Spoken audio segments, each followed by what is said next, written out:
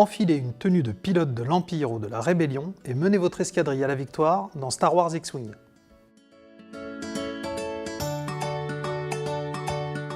La boîte contient 3 vaisseaux en plastique, avec leur socle, leur fixation et 3 marqueurs de vaisseau qui permettent d'identifier les caractéristiques du pilote et de son vaisseau. Des cadrans de manœuvre permettant de planifier secrètement les mouvements des vaisseaux, des cartes de vaisseau, 11 gabarits de manœuvre pour effectuer les trajectoires de vol, des cartes de dégâts, 6 dés spéciaux, une réglette pour mesurer la portée, un livret de règles et un feuillet d'apprentissage. Vous trouverez également des cartes de nouveaux vaisseaux, des cartes d'amélioration ainsi que de nombreux marqueurs à utiliser dans les règles experts. Il y a des marqueurs d'action, des marqueurs de stress, des marqueurs d'identification ainsi que des marqueurs de mission, des boucliers, des obstacles et des marqueurs de coups critiques. Dès que tous les vaisseaux de l'adversaire sont détruits, vous remportez la partie. Si vous souhaitez jouer en mode expert, les missions ajoutent des conditions de victoire particulières. Lors de votre première partie, assemblez les cadrans de manœuvre du chasseur-taille et du X-Wing séparément comme ceci. TF avec TF, XW avec XW. Définissez une zone de jeu carrée de 60 cm de côté, soit la longueur de 2 réglettes, et délimitez-la. Choisissez ensuite soit les rebelles, soit l'Empire, et rassemblez le matériel associé. À savoir, si vous êtes le joueur rebelle, prenez la carte de pilote débutant ainsi que le marqueur associé. De fixation, le socle, le X-Wing, ainsi que son cadran de manœuvre. Si vous êtes le joueur impérial, prenez la carte de pilote de l'Académie, la carte de pilote de l'escadron Obsidian et les 2 marqueurs associés. Prenez 4 fixations et 2 socles, 2 chasseurs-taille et les cadrans de manœuvre correspondants. Pour assembler votre vaisseau, prenez le socle avec la flèche vers l'avant, posez votre marqueur de vaisseau par-dessus et fixez votre vaisseau comme ceci. Placez les vaisseaux sur les bords opposés de la zone de jeu et regroupez autour tout le matériel nécessaire pour la partie. Les gabarits de manœuvre, les dés, la réglette des portées et les cartes de dégâts.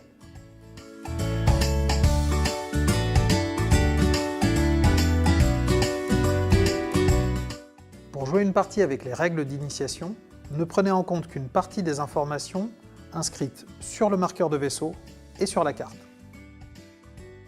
L'arc de tir, le nom du pilote, le score d'armes en rouge, le score d'agilité en vert, le score de coque en jaune et le score de bouclier en bleu. X-Wing se joue en plusieurs tours, chacun constitué de 4 phases. Choisir sa manœuvre, déplacer son vaisseau, attaquer, vérifier la victoire. Simultanément, les 2 joueurs se munissent des cadrans de manœuvre correspondant à leur vaisseau et les font pivoter pour planifier secrètement leur prochain mouvement. Chaque cran du cadran de manœuvre correspond à un gabarit de mouvement, indiquant à la fois la direction et la distance parcourue. Le joueur rebelle possède un seul cadran de manœuvre pour son X-Wing. Le joueur impérial en possède 2, un pour chacun de ses chasseurs-taille. Lorsque la programmation du mouvement est faite, placez votre cadran face cachée à côté du vaisseau correspondant. Il existe 4 types de mouvements. La ligne droite, durant laquelle le vaisseau ne change pas de cap. Le virage sur l'aile, qui permet au vaisseau d'effectuer une courbe de 45 degrés. Le virage, qui permet d'effectuer un mouvement brusque à 90 degrés. Enfin, le virage Koyograne, durant lequel le vaisseau avance en ligne droite avant d'effectuer un demi-tour. En commençant par la valeur de pilotage la plus faible, les joueurs activent tour à tour leur vaisseau. Pour une partie d'initiation, les vaisseaux sont toujours activés dans cet ordre précis. D'abord, le joueur impérial active son pilote de l'Académie, ensuite le joueur rebelle active son pilote débutant, et enfin, de nouveau, le joueur impérial active son pilote de l'escadron Obsidian.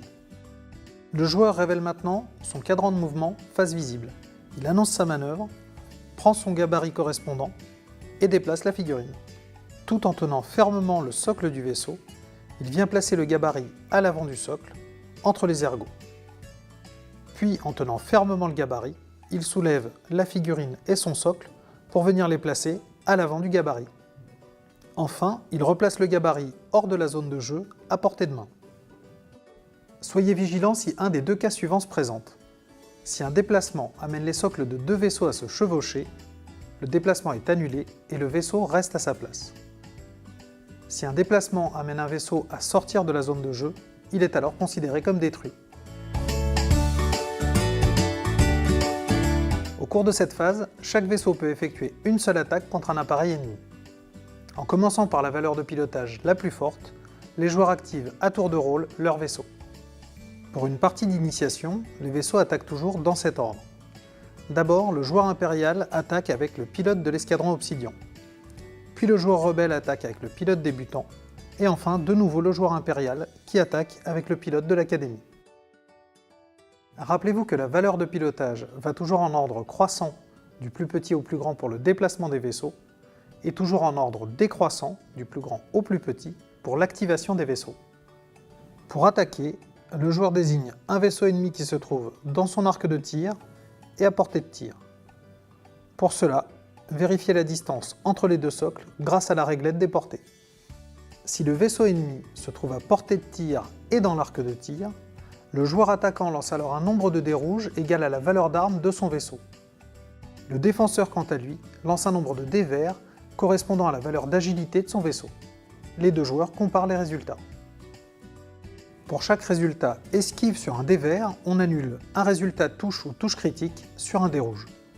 Pour chaque résultat touche ou touche critique qui n'est pas annulé, le défenseur encaisse un point de dégâts, représenté par une carte dégâts face cachée qu'il pose à côté du vaisseau touché. Dans la règle d'initiation, les résultats vierges et les symboles œil sont ignorés. De plus, les symboles touche et touche critique sont considérés comme identiques. Si le nombre de cartes dégâts posées à côté du vaisseau est au moins égal à la somme de ses valeurs de coque et de bouclier, le vaisseau est immédiatement détruit et retiré de la zone de jeu. Par exemple ici, pour un X-Wing, il a une valeur de coque de 3 et une valeur de bouclier de 2, et il est immédiatement détruit s'il prend au moins 5 dégâts. S'il reste au moins un vaisseau à chaque joueur, entamez un nouveau tour.